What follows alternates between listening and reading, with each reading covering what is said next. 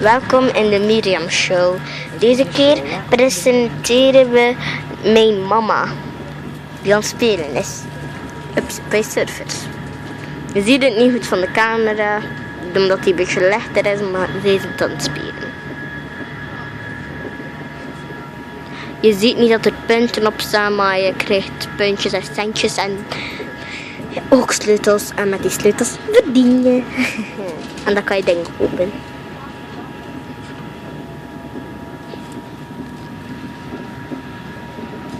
Mama, haat je me?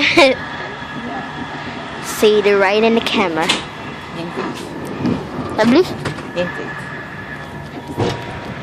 Zij heeft nooit tijd, mensen. Echt. Ik heb een druk leven. Nooit. Ze heeft eens geen druk leven. Kijk toch een keer naar haar luier.